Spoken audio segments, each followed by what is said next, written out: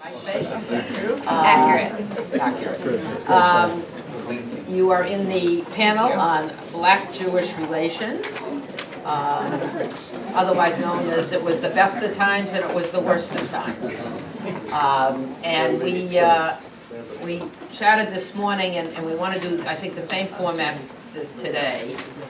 So let me just introduce our panelists, and then we're going to leave plenty of time for discussions and shared experiences from you all at the community level.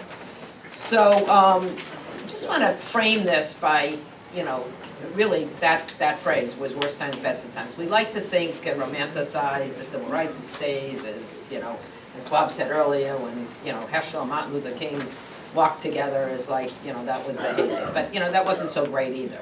And there were issues. And I think the relationship between the Black and the Jewish community, for the most part, has been a very positive one based on shared values and shared interests. I know from my experience in Boston, I see my successor back there in the last row, Jeremy Burton, who has continued that proximity and relationship was sort of paramount. And what I tried to do, and I know Jeremy has continued, and I should say I'm Nancy Kaufman, I was the Boston JCPA director for 20 years, and NCJW CEO for the last 9 years, and now doing coaching and consulting in the Jewish world and beyond. So this is near and dear to my heart, because I feel like what we did in Boston early on was to really develop meaningful, serious relationships based on not dialogue, but on actually doing work together.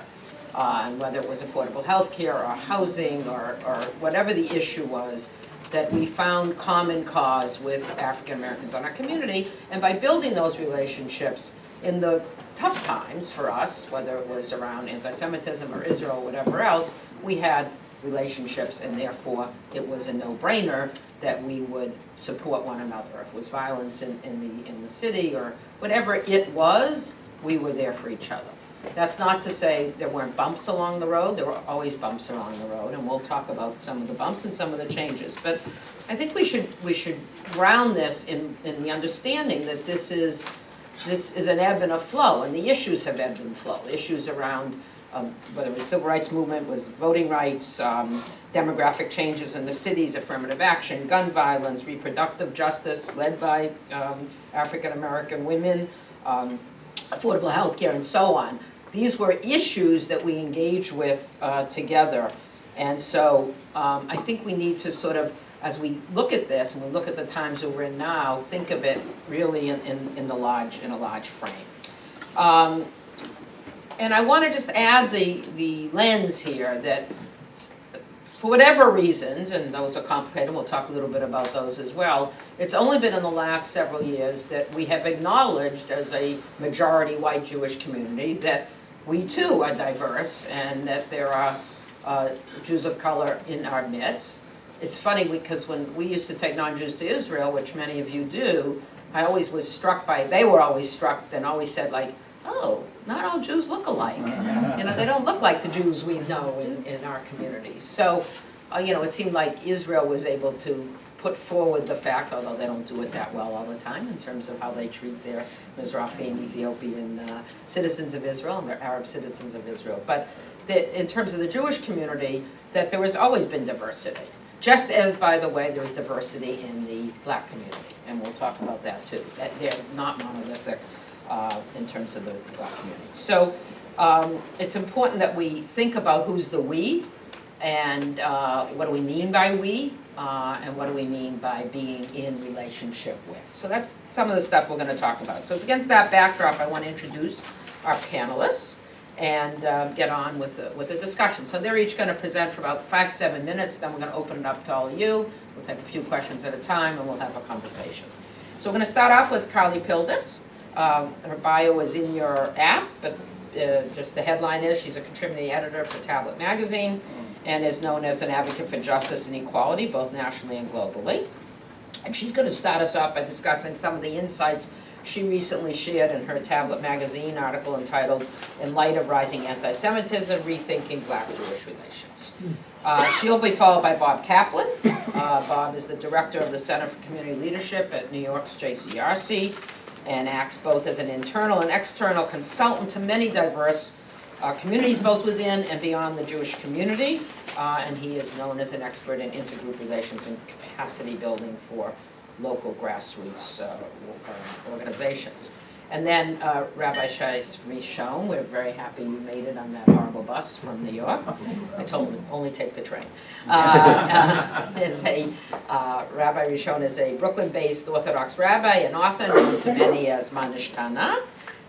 So without further ado, Carly, why don't you start us off? I'm going to kind of time you and give you a minute's notice, and I'll try to be consistent and not have the buzzer go off, but just let you know when your time is up. I'm good with buzzers. You can just get the Oscars band to play me off. All right, so the buzzer will go off at 6 minutes, and you'll have 1 more minute so that we have a chance for everyone to speak. All right.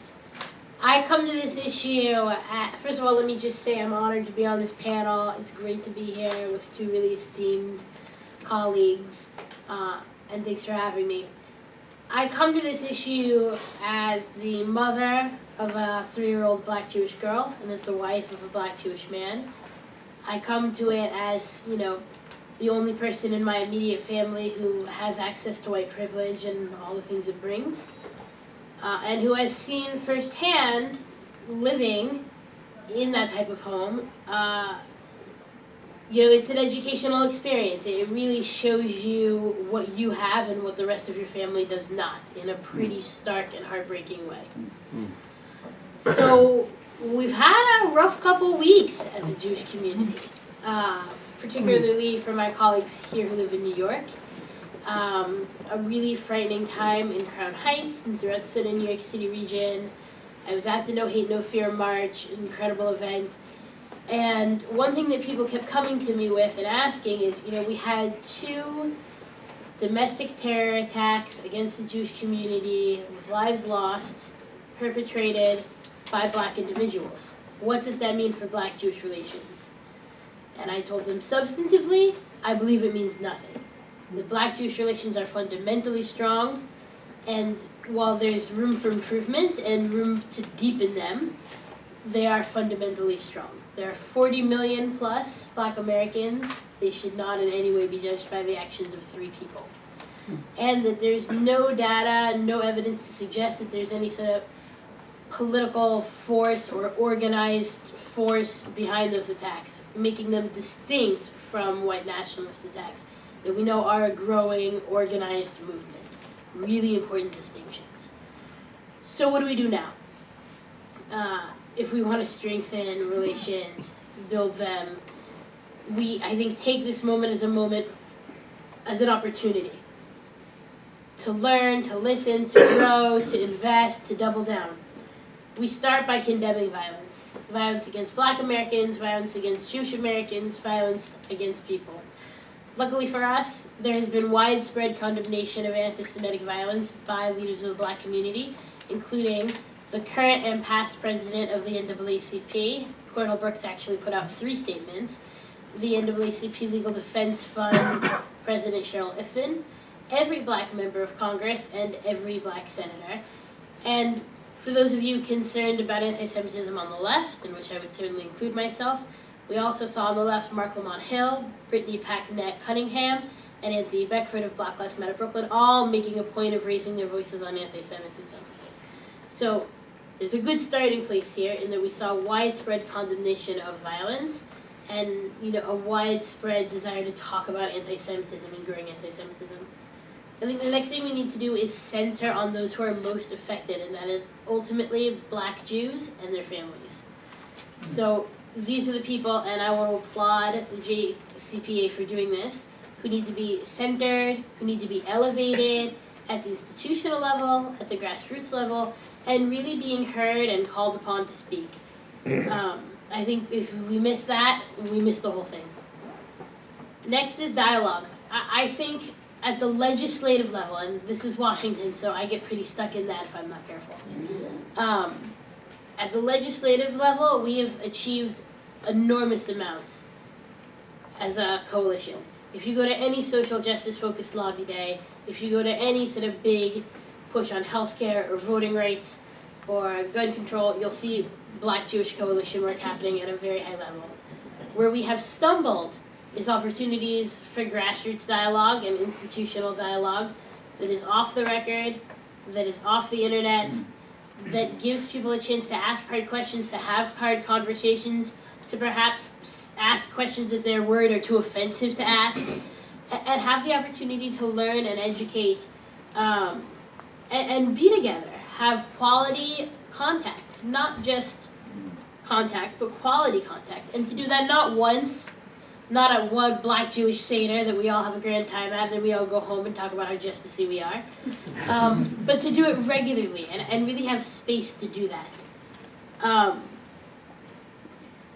And to do it in a way that gives people the chance to really ask questions and learn. So there's the dialogue sense. And the last part is really being uncompromising in our moral conviction and in our togetherness. A couple weeks ago, I heard Wade Henderson speak, and he was talking about the fight to pass hate crimes legislation. Now, many of us now take that for granted, but it took 13 years to pass the bill. And he talked about how they had so many opportunities to pass the bill if they were willing to cut out gay people, the queer community in its entirety, or cut women from the legislation. And every time they said no. And I said to him after, how did you do that? I've been in Washington for 10 years. That's not how I was trained to lobby. I was trained that you take the deal that you have and then you go back and you get more next year. How did you do that? And how did you know it was the right thing to do? Now it seems obvious because you got the bill, but what if it had taken 30 years? You know, how did you know? And he said, we just did. We just knew that we could not sell out anyone in our coalition to get a bill. We just wouldn't do it. And it made our relationship stronger, it made us stronger politically, and in the end, we won. And it's something I've been thinking about a lot in these past couple of weeks because I think we're very much in that moment right now, where we have to decide who we are. And, you know, hate crimes are tragedies. They're also opportunities to decide who we are and who we want to be. Now, when we talk about, I have a minute, right? You have a minute left. Perfect. My family has had our issues with the police. We've had very frightening experiences. None that came to violence, but pretty close. And, you know, the police brutality component of this cannot be ignored. We cannot be in a place where we decide that Jewish security is sort of over the police brutality issue. If we get to a place where we decide that we're okay if our black neighbors are profiled or our black neighbors are beaten or our black neighbors are, you know, victim to detrimental policies because we think it makes our community safer to have more police, we don't worship Hashem anymore. We worship Moloch. It's not just a threat to black Jewish kids. It's not just a threat to people of color who are afraid of police and have good reason to be. It's a threat to our souls. It's a threat fundamentally to who we are as a community. So when I talk about standing together in the face of growing anti-Semitism, growing racism, hate crimes, and violence, we cannot decide that halfway solutions that make some communities feel safe and other communities feel terrified are the way to go. Everyone's kids matter. Everyone matters. So we have to condemn violence. We need to center on those most affected, create real spaces for dialogue, while we continue to work on the policy work, of course, and be uncompromising in our standing together and refusing to accept easy solutions that hurt portions of our community. Thank you. Thank you. Thank you, Colin. Bob. So, got a question for you. How do you, as a Jew, feel when you see a police car parked in front of your local cinema? Safer, right? How do you think that the local black folk in the community that come up and see a police car parked in front of their church? Scared. We feel comfortable with police, and we think that that's a solution to the issue of anti-Semitism. We're going to either secure it or we're going to law enforcement it away on some levels. And in the African, Caribbean, and other communities that I interface with in New York, and I just want to make this rejoinder right from the beginning, I'm talking to a New York lens. And I just don't know however to approach the issue. Hopefully what we'll be able to do together is take those New York paradigms and bring them into your reality, because they, for all intents and purposes, they really are there. So that's something we have to be very well aware of. What we think are priority issues and priority areas of focus just are not areas of focus and priorities for a lot of the communities that we're interfacing with, particularly the African American, Caribbean American, and other communities. And that's another thing we need to understand. We tend to lump everyone together. We tend to lump our Jewish community together, and we certainly tend to lump the other communities together. So I got another question for you. What's the largest growing segment of the quote-unquote black community of New York? Anybody know? African immigrants? African immigrants, and it's amazing that you were able to answer that. In the Washington area. So you live in the Washington area, so it's African Muslims moving into the Bronx in the hundreds of thousands. Below the radar screen. People are not aware of it, unless you are in the communities and hearing people's narratives and figuring out what's going on and where things are changing. And that's really ultimately what needs to be done. I've been doing this now for a whole bunch of years. And my job over at JCRC, which is mentioned before, is it's now called the Center for Community Leadership. It was originally called the Commission. Everything was a commission back then. This is in 1993. The Commission on Intergroup Relations and Community Concerns. I had no idea what that meant. No idea what that meant, but I did know that in the summer of 1991, there was, and depending upon whose lens you're looking through, there was a riot, or a pogrom, or a social uprising in Crown Heights. And that's another important tool you need to bring into this work. You have to be willing to look through the other lenses that are approaching the issues that you're integrating yourself into, that you're connecting to, that you want to be part of. And you can't always look through your lens, because that's a real danger point. Because if you look at only through your lens, you're only seeing your particular narrative around the issue, and you are violating the narrative of the others who are engaged in these issues. And once we begin to violate the narrative of the other and say that they are just not correct, or they're not true, or some other words that I've heard used to describe it, we have now not lent dignity to that narrative. By the way, lending dignity to a narrative doesn't mean you have to agree with it. It means you just got to lend dignity to it. And you have to understand that that narrative is as profound and as important to the communities that we're interfacing with as your narrative is to you. That's an important piece. So when I began my work in Crown Heights 27 years ago, and I know that Jeremy is in the back, so you sort of remember some of this stuff, Crown Heights was 95% African Caribbean American, and about 5% Jewish, primarily Lubavitch. 15 years earlier, it was 95% white, primarily Jewish, Italian, and Irish. That was the white ethnic groups of those days. And a smaller number, obviously, of African Americans. We're talking about community changes. And we're going through such huge community changes, because today, Crown Heights is the fastest gentrifying community in New York City. And what we think will happen in the next 5 to 10 years, it will become a majority white community. But not majority Lubavitch, not majority Jewish, although there'll be probably a lot of Jews there, but they won't be the kind of Jews that folks expected to be in that community. It's going to be others.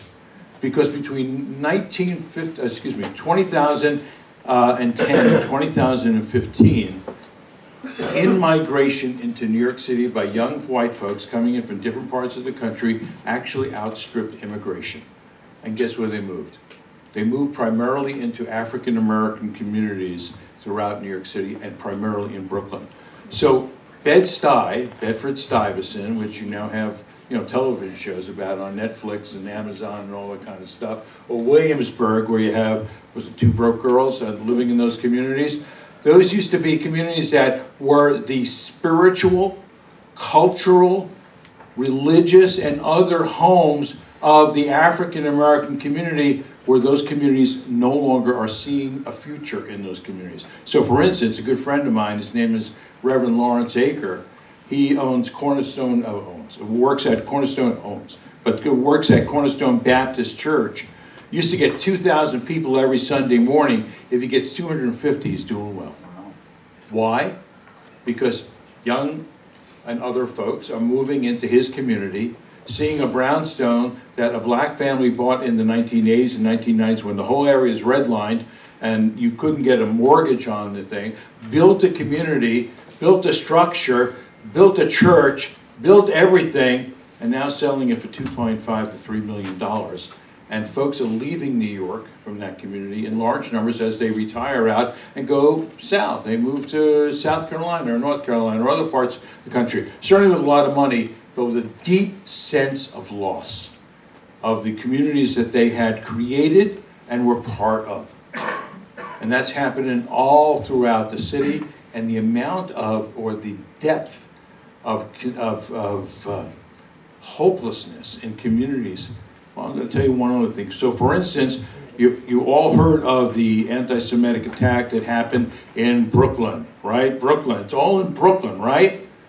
Where these communities interface. And by the way, the majority of the folks that they're interfacing with are primarily ultra-Orthodox, because almost 50% of the Jewish population of New York City is ultra-Orthodox, and that's who they're interfacing with. So when the rabbi was hit in the head with a brick in Crown Heights, a mile or two away in Brownsville, the day before, the day after, and I don't remember, it really doesn't make a difference, 10 people were shot and 1 person was killed.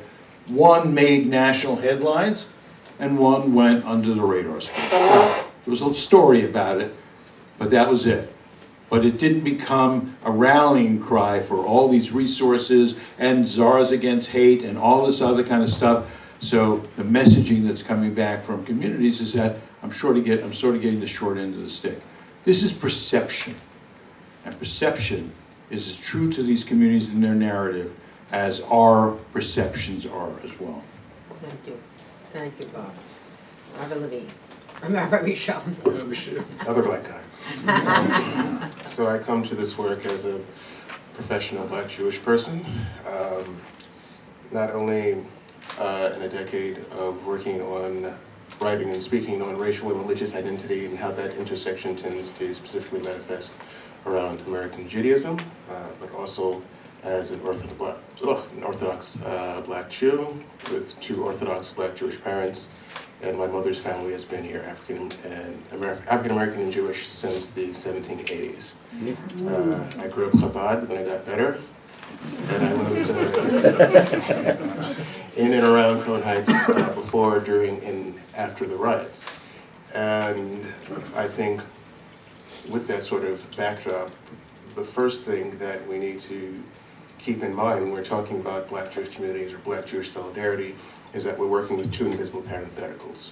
What we're really saying when we say black Jewish communities, we're saying parenthetical non-Jewish black, parenthetical white Jewish communities.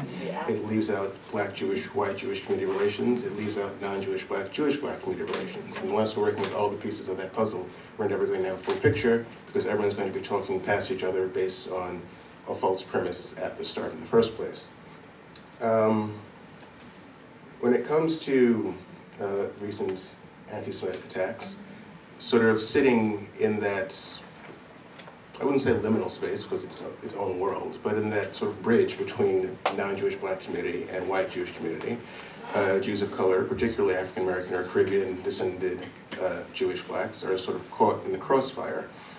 For example, in the recent Jersey City attacks, some of us as Jews of color, both private citizens and public personas, while trying to mourn with the rest of our Jewish community, are also receiving anti-black backlash from the Jewish community.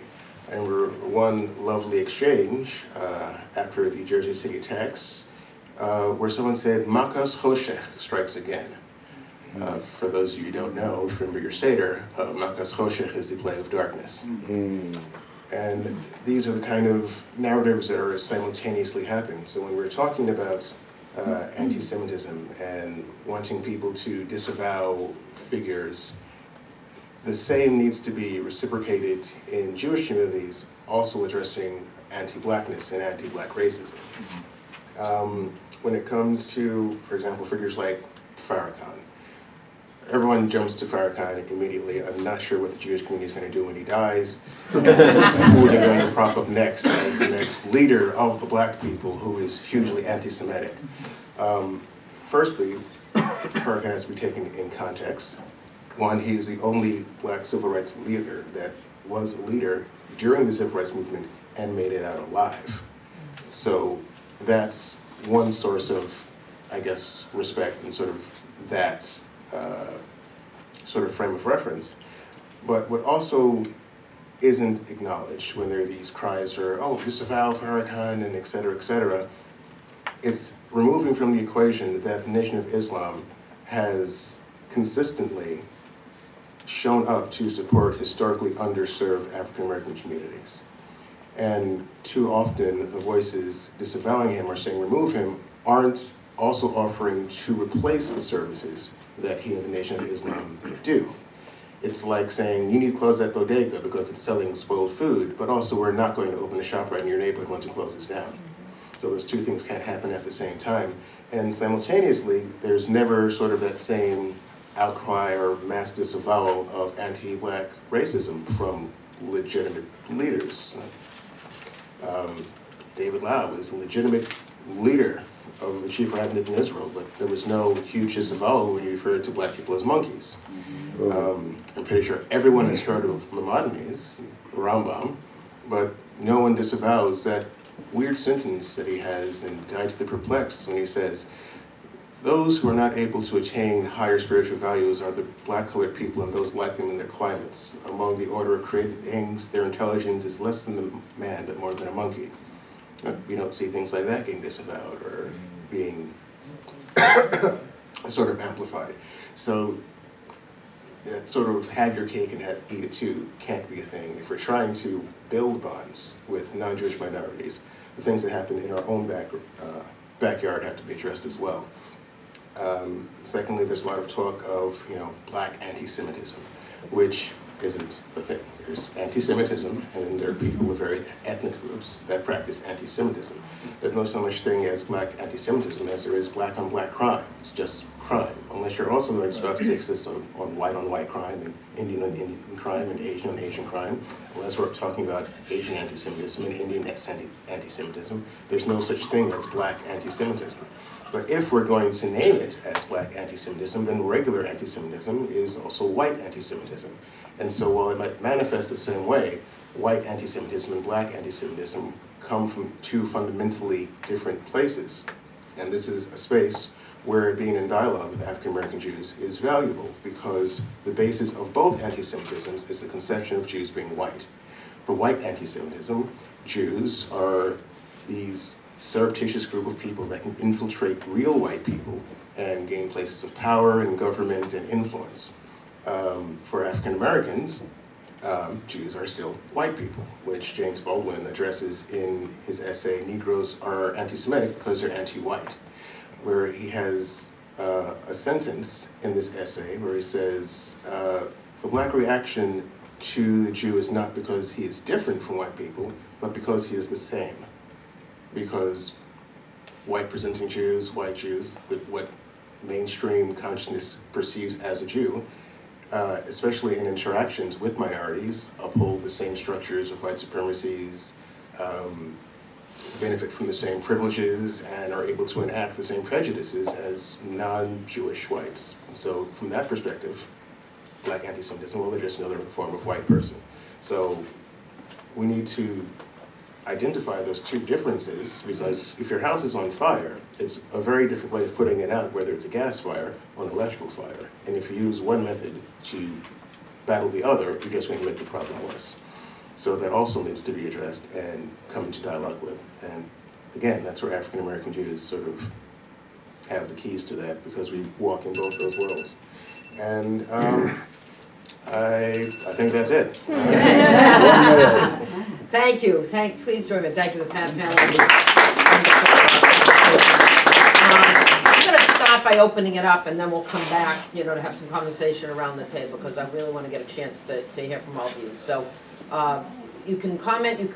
You please identify yourself, who you are, what community you're from, and you can tell a little bit about anything you want in your community, what's working in Black-Jewish relations, or certainly ask a question to one of the panelists. So go ahead. Who wants to start? If not, I'll start, and then you, well, go ahead. Okay, well, thank you. Linda Scherzer from the CRC Director in Greater Metro West New Jersey. And Bob Kaplan, you are a true hero and model to all of us in the community relations field. My wife's for the not work here that yet. I can take the microphone. This is, I mean, I thank you for asking for remarks about what's going on in our communities. I mean, I said, told. Can you hear in the back? Yes. Yeah. So I spoke this morning at the plenary of a particularly, for me, a profoundly difficult issue that I've encountered in an area of liberal progressivism where, you know, we in New Jersey know that African Americans and Jews have lived you know, it's just been a wonderful example of tolerance and diversity. And we discovered that actually there is growing gentrification in the town, that there is a lack of affordable housing. And not long after Jersey City and Muncie, in a climate of fear, anxiety in the Jewish community, a man gets up at a town hall meeting where they're talking about affordable housing, an African American man, and speaks to Jewish developers pushing low-income people out of his town, and pointing to Lakewood, New Jersey, and Muncie, New York as examples of where Jewish developers are buying up homes to bring in ultra-Orthodox people and forcing African Americans out of the town. And that rant was followed by a lot of applause.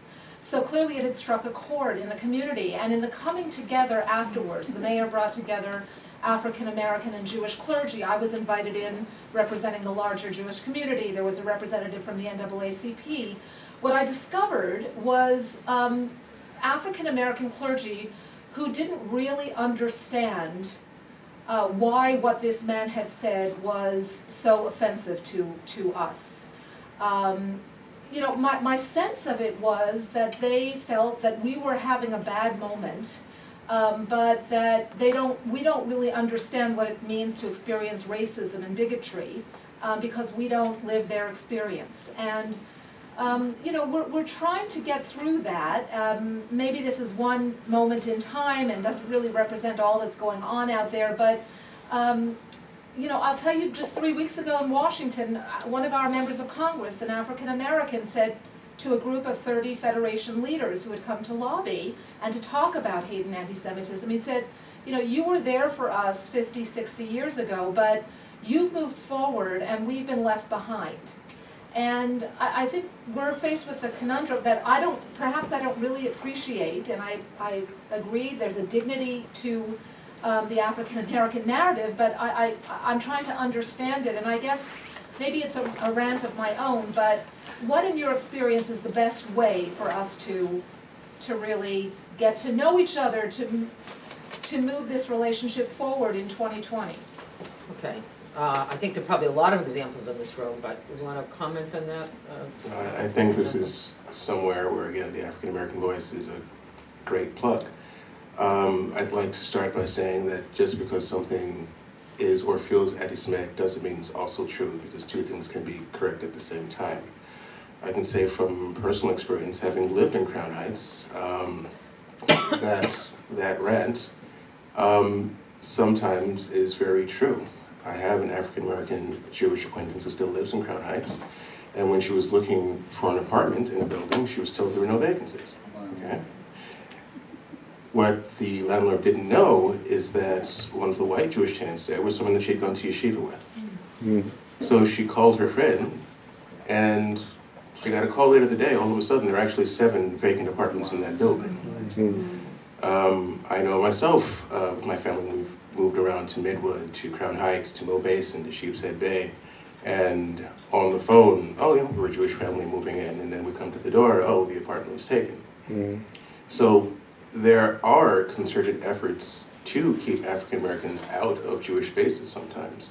There are concerted efforts to sort of skirt, I mean, I live in New City in Rockland County, so I'm around Muncie and, not Lakewood, what's the other one? Pomona, places like that, where there are efforts to, one, push out the mostly Haitian American families there, or Haitian American and Mexican families there, and move them out, and to skirt county laws to create illegal housing projects and settlements and things like that, and redirecting funds in ways that shouldn't be redirected because they grease the right pockets or they shut down criticism of those practices. Oh, they're being anti-Semitic, and this is another example, they're trying to avoid life, et cetera, et cetera.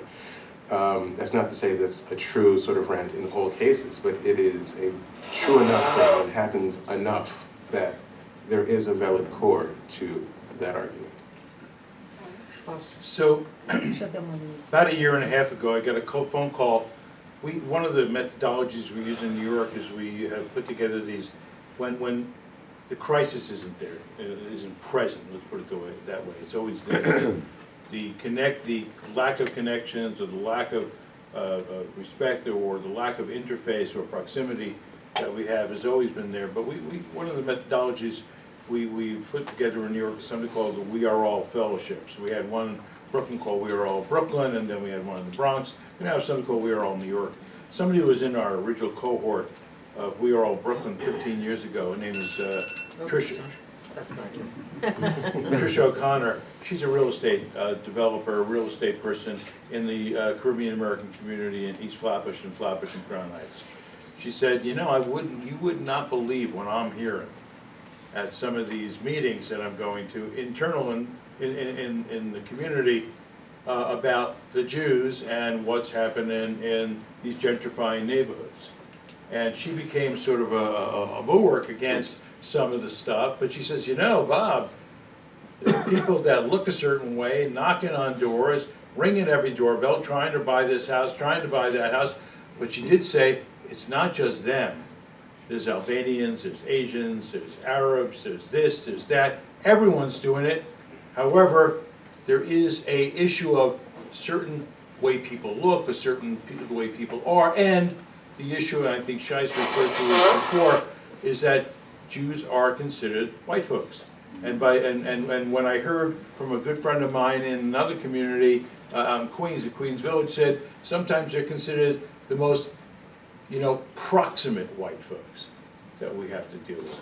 And it's something that, again, dealing with the issue of the diversity of the Jewish community, is that when you're talking about communities like the Hasidic community, where this is happening, and remember, and the Yeshiva community, like what's happening in Ocean County. By the way, according to New York City planning, the two largest growing Jewish communities in the New York area are Ocean County, New Jersey, and Rockland County, New York.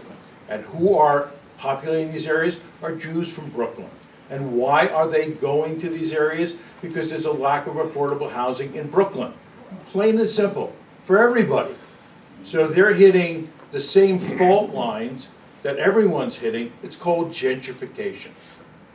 So if you see the spread and the growth of the Satmar community in Brooklyn, which went from 10,000 Jews in 1980 to now over 100,000 Jews, they've moved and moved and moved, and then they hit a certain fault line where they're up against the gentrifiers and they can't afford to deal with them economically. Or in Borough Park, where you see this huge, much bigger ultra-Orthodox community that has hit two sides of their community. They can't expand because they've hit what they call the China Wall, and they actually call it that. On one end is a neighborhood called Bensonhurst, which used to be the premier Italian community in Brooklyn. Is now the largest Chinese community in New York City. By the way, the Chinese will be the largest ethnic group in New York City according to the city planning in the next 7 to 10 years. And on the other side is Sunset Park, which is another large Chinese community. Chinese communities, by the way, that don't talk to each other because they're from different parts of China. So everyone's got their issues. So what's happening as young people are having 8, 9, 10, 12 kids, 15 kids, the birth rate in those communities are sometimes 5 or 6 times not 10, but 5 or 6 times the normative birth rate in New York City for everyone else. They're looking for places to live. So where do they go? They're going to Staten Island, they're going to New Jersey, they're going to Rockland County. Rockland County now has the highest percentage of Jews to non-Jews in the country, not just New York State, in the country. And the largest going there are ultra-Orthodox Jews, and the majority of ultra-Orthodox Jews happen to be Eastern European in their background. And that's just a birth rate issue. But more than a birth rate issue, it's a cultural clash. Because the white Jewish community of Eastern Europe that used to be politically center, left of center, is now in many cases being replaced by, in many parts of the city, by a community that is right of center and even more right of center, politically, culturally, and religiously. And it's a community that we as a Jewish, and I'm going to use some thin ice terminology, the official, quote unquote, older Jewish community are just not comfortable with as well. We did I'll be quiet in a second. We did a training course for up and coming leaders in the UJA Federation on the ultra-Orthodox community. At the end of the first session I said, here's my takeaway, folks. You don't like them. And you think they don't like you. But the reality is, it's not that they don't like you. You are inconsequential to them. You are inconsequential. You don't like who they are. And that gets translated out all over the place, internally and externally.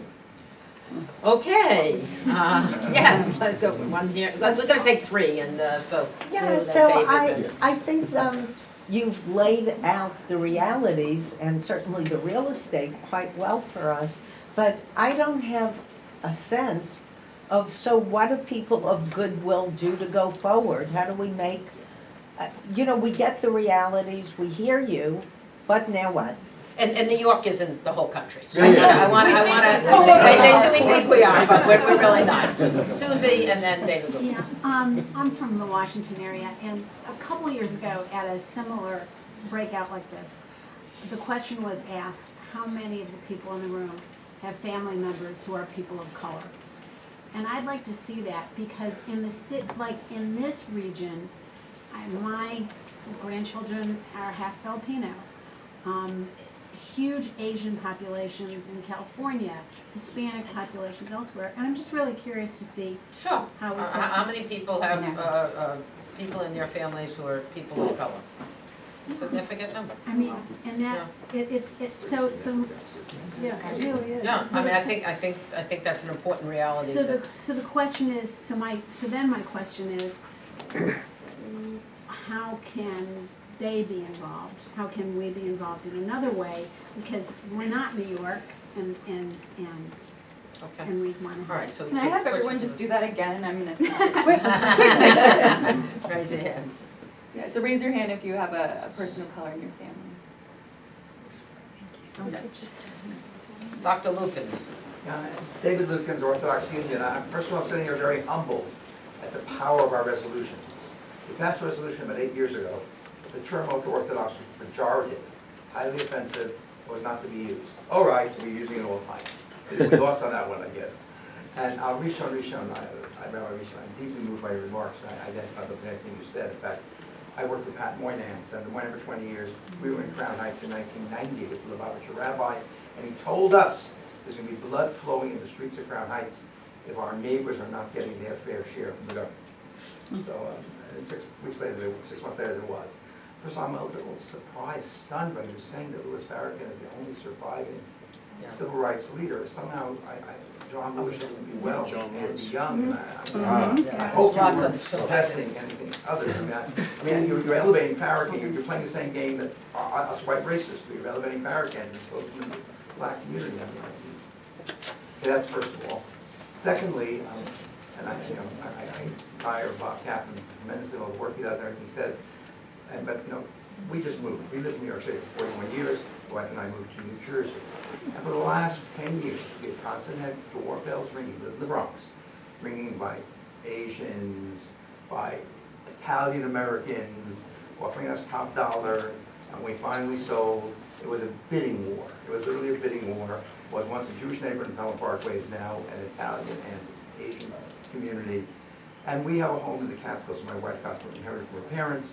The doorbell rings, you know, whenever we're there, doorbell, we get phone calls, we get leaflets under the door from the Hasidim who are trying to buy it up. So again, I understand what it's like. I identify with that. But what troubles me is that I think we're painting with broad brushes here. New York City is half ultra-Orthodox, the Jewish community. In 2011, according to the UJ Federation study, Again, very broad definition of ultra. I assume I'm counted as ultra-Orthodox. so let me finish. So in 2011, the UJ Federation study of the demographics of Jewish New York said that 40% of the Jews in New York City were defined as Orthodox, with about 15% of that defining as modern Orthodox. The vast majority were either Hasidic or what we called Yeshivish. However, the hidden figure there that really predicates what the future is going to look like is that at that point, 78% of all Jewish children in the city of New York under the age of 18 were growing up in Orthodox homes. Again, Okay, definition, I know in this agency, in these circles, I am considered, you know, in white Orthodox, forgive me about the Rishon, I'm considered, you know, a good Orthodox Jew, but and there are circles where I'm considered a Shagitz. At the same time, there's something called centrist Orthodoxy, and I think it's bigger than people like to admit. You know, we lump and label everyone together. It's true, black hats matter also. But at the same time, I'm just hoping that in our effort to, you know, we're not lumping and jumping everything together. We have a problem. We have a huge problem, and I know the Orthodox Union is deeply involved in addressing quietly, not with press releases, mind you, and Torah Masorah, the problem of racism in the Orthodox community. It is real, it is tangible, it is indefensible, and you know who's pushing it the most? The white nationalists, because that gives them an excuse. They want to turn the Jew against the black, and that way they get Jews to vote Republican and do all the other white nationalist racist things they want them to do. And we are pushing back against it. It's not simple. Okay, so I want to go back to I Sue's. would like to talk to you more about that, if Okay. that's all right. I want to go back to Sue's very basic question, because part of what we're here to figure out today, and get it a little bit out of the New York Beltway, Washington, I was in that Beltway, but, you know, because, again, we've got a diverse set of communities here who the New York reality is not the reality. So I'd like to take it up a few notches and talk a little bit about some of the strategies that what is working, and I'd open up to the audience too. But, you know, what is it and what to do. I know from my experience, my humble experience both in Boston and nationally with National Council of Jewish Women, is that not having dialogue for dialogue's sake is really a good thing. But having relationship building and proximity so that we can work together on shared issues, and we have a lot. And I think that has, in my experience, worked the best, and not doing it during a crisis, by the way, because it's not during the crisis that, you know, then we look for statements and we look for support, but doing it every day. It's not like the crisis, it's every day building the relationships. And I think many of us have and continue to, and those relationships are real, and that's why when a situation happens, whether it's anti-Semitic incident in a community or nationally, in many cases, the black community has been one of the first to respond. So, you know, but I think there are concrete things that are happening on the ground that have to do it, and I know it's happening in your community, but I'm sure it's happening in communities across. So let me just answer you just briefly. And I understand, that's why I said I'm talking through a New York lens, however, some of the methodologies I'm about to describe to you have been utilized in Germany, have been utilized in Australia, and other communities as well. We have incubated over 25 different community-based coalitions throughout New York on quality of life issues. We have changed the language that we use in New York from intergroup relations. I never knew what that meant, and I've been doing it for 27 years. What intergroup relations is, I have no idea what it is, but I do know what a shared society is. And shared society means sharing power. So that's something we are learning to do in New York. And we're learning to have our Jewish communal structure understand what it means to share power. It means sharing resources. When David Lukens was talking before about what the Lubavitcher Rebbe said about getting their equal share. By the way, when they did the study after 1991, they found out that resources were actually shared. Perceptions are very powerful things. But we have to be able to share power and share resources. So and that means you gotta hear the narrative of the other, and you have to be able to sit with them and figure out how we're gonna share these resources on a localized level. So you do it around healthcare, you do it around other issues, but an issue that we need to, in New York, and again, it's a New York thing, we need to enter back into the issue of public education, because most Jews in New York don't go to public schools anymore. Matter of fact, 80% of the Jewish kids in New York don't go to public school anymore. That's just a reality in New York. That's because 75% of our kids are growing up in Orthodox homes. That means they're predicated not to go to public schools. That means we have to create opportunities where we have proximity, where we can really hear what people are thinking and doing. And I'm not going to talk to the integration of Jews of color in the process, because we have folks that can do that better, but I have to be part of the process of making sure that that's happening in everything that we do. So for instance, we just launched a new coalition on criminal justice reform in New York, a Jewish coalition on criminal justice reform, and getting folks integrated into the issue, even though it is a wedge issue right now following this bail reform stuff. So it's going out there, really being part of communities, hearing the other's narrative, and seeing how we as a Jewish community, whatever that means and however we define it, are part and parcel of a shared society. Other comments? The woman out there who asked about what percentage of people in the room had people of color in their family, could you just pop your head up? Hi. So you asked a little bit about sort of what the role then is as a family member. That's pretty much my life, so I'll speak to that a little bit. First, it is knowing and understanding and reading. So I'll give you an example. My daughter, a 3-year-old black girl, is more likely to be expelled, more likely to be suspended, more likely to be treated in disciplinary ways at school than her white peers for the same infractions of schoolness. I mean, she's a toddler, but you get what I'm saying. She's more likely to face violence from a police officer than a white adult male. So the first is knowing and facing the reality, and it's not fun, right? Like realizing that you live in a safer world than your grandkids do is scary, and it's gonna make you mad, really, really mad. And that anger is a good thing. Cultivate it, and let it strive you to take action. And be calling your member of Congress, be calling your city council member, and saying, I may have gotten involved in this issue a little later. I may have gotten involved with it because of my family, and that's my story. That's my story of why I care, and share that story because people need to hear it. I think that's the thing to do. Is start with education, and the more you learn, the more pissed you're gonna be, and then cultivate that anger into action. Thank you, Can I- Joyce, did Yeah. you want to comment? And then I want to go to Miami in the back, so we get another community. I'd like to address my friend in the OU and your first question of what we should do. When I was referencing Farrakhan as one of the only civil rights leaders that lived through it, I was speaking more of the conception that we have of this big three sort of trifecta of Martin Luther King, Malcolm X, Farrakhan. It's not including like Stokely Carmichael or Medgar Evers or John Lewis or et cetera, et cetera. We just have this sort of hierarchy of the big three, and of the big three, he's the only one that sort of made it out alive. To your question of like, what do we do next? How do we fix it? I'd say the short answer is just like being good neighbors. In my community, our kehillah that we have Shabbat Onegs. We invite everyone from around the neighborhood, our non-Jewish neighbors across the streets, the conservative rabbi that lives like half the town away, the local Reform one, the local Chabad. People who show up, people who don't. And we have sort of, an open door. You've invited politicians over for Oneg, some have shown up, some haven't, and just all the Jews in our, neighborhood. Like, sure, we're a modern Orthodox congregation, but this is an event for Jews. Let's all be Jewish together on a Friday night. A second point to that, when that question is asked, the what do we do or how do we,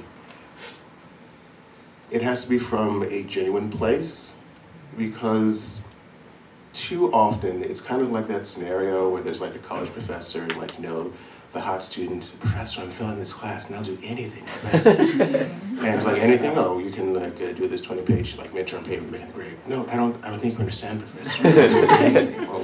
Well, I guess you could also handle all your homework. No, I'll do anything. So she has an end goal that she wants to get to, and a path that she wants to take there. She's not really interested in productively getting to whatever point, and she has never guaranteed that what's being suggested is going to get her to that point. And so I find some Jewish organizations are kind of like that girl, where there's a goal that they want to get through and a path that they want to take, and they just want to hear you say it, as opposed to hearing, well, do these papers, do these midterms, you might not get an A, but you won't be getting an F, and you might get a D. The class will still be there, you can take it over, don't worry, but you might have to do some hard work that might not get you to the goal that you want to do. Thank you. Carol in the back, It's Miami. been so long, I forgot my question. Oh, okay, all right. I'm kidding. Thank you, Bob, for reminding us, as a former New Yorker, that New York is not all of our communities. We know that Miami is very, very different, and I will ask the question of our panelists, because I was really taken, Carly, by how you laid out your 5 points. I was looking to see if you could dig a little bit deeper about some models of being proximate that have worked, that given limited resources of JCRCs and CRCs around the country, something that we might be able to do, given that there's no heterogeneity in either the Black or the Latino communities in many cities. If you can just give us a few nuggets. Sure. And we're gonna close with this, so I'm gonna ask each panelist to give us a few nuggets. So that's what And I'm happy to hang around for a little. I know a lot of people had questions and didn't get to ask them. There was a big study that came out a couple months ago on Islamophobia in Western Europe, and it found 2 things. If you didn't have any Muslim neighbors, and you didn't have any Muslim coworkers, and you never met them, you didn't see them as a plus, as a net positive for your country. Even if you had a Muslim neighbor and you never spoke to them, you just like saw them walking down the street and they were visibly Muslim, you were more likely to see them as a net positive. That obviously went up and up and up the more you spoke. So I think it's 2 things. Deep dialogue is really, really important. But not everyone can get there. And it takes, I don't know, a decade to get there to even get people to want to be in the room together. So it's also okay to just, I loved what you were saying about Oneg, have events and invite a lot of people. We're having a pouring party. It's going to be a grand old time. You guys should all come. We'd love to invite members of our community. Or we're going to have a Shabbat with the whole community this year and invite people to come. So I love the emphasis on deep dialogue. I'm a big fan of it, but it takes a certain level of community relations already existing to get there, and it's okay not to be there. But the beginning of let's have joint events, it would be great to have you, we'd love to invite you over, can we set up a thing this year, is a good starting point. Yeah. So let me tell you what I just did. Talk about being proximate. How many of you have taken leaders from other communities to Israel? Well, I've been on maybe 60 missions with Jews taking non-Jews to Israel. So I just spent 2.5 weeks in Israel on 2 pilgrimages with 2 African American, Caribbean American churches. One Haitian, one Caribbean. I was the other for a while. Sometimes you gotta be the other. You gotta hear what people are saying. You gotta go into other people's territory. You gotta step into their worlds and not always want people to step into your reality. You gotta step into other folks' reality. You gotta have some dialogues. I'm not talking about formal dialogues. You gotta be able to hear what people are saying that are going to disturb the bejeebers out of you. I'll be nice and use my language correctly. That are going to really scare you. You've got to be willing to be, apropos to the conversation, a courageous leader, and sometimes go up to your board, like I did a couple of years ago, and say, I got to be able to hang around with some people. I got to be able to walk in some territories. I got to be able to interface with some folks that you find reprehensible because of all different kinds of criteria that you have. However, if we're going to be able to do this thing, if we're gonna be able to interface with these folks, you're gonna have to get comfortable with that, and you gotta trust me. Well, the board eventually said yes. It didn't say yes right away. And I also had to speak the board's language. That means I had to know that they were not there with me. They were not professing the same belief system I was professing.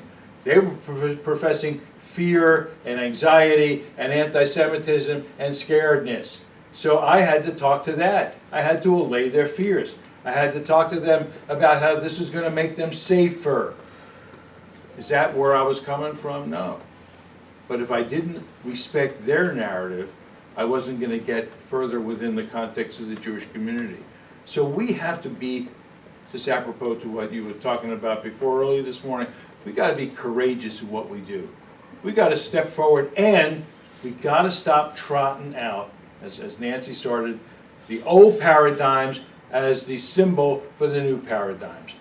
Farrakhan, old and in the way as far as I'm concerned. He spoke to a different world and a different generation. I know that he's speaking to some young folks today, but I'm not concerned about what he's doing.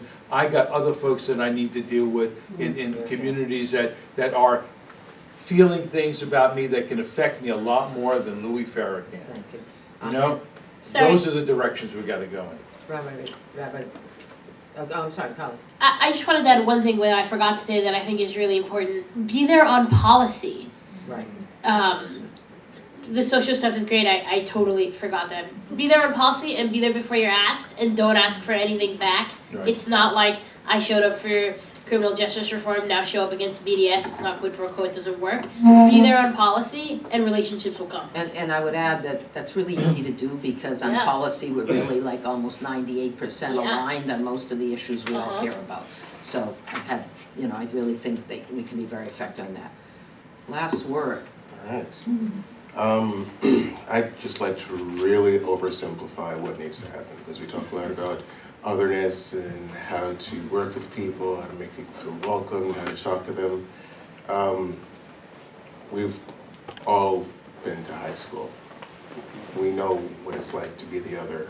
Even now, we know, and I'm the oldest person in this room, or I'm the youngest person in this room, or I'm the only brunette in this room, the only blonde person, the only person from New York, the only person here.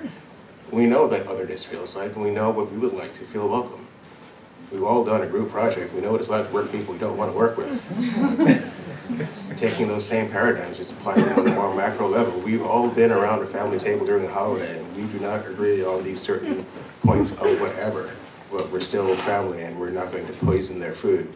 Might want to, but that's a crime. So again, it's taking these things that we use in everyday life. We do this every day. Just applying it on a more macro level. Okay. All right, well, that's food for thought. Thank you so much.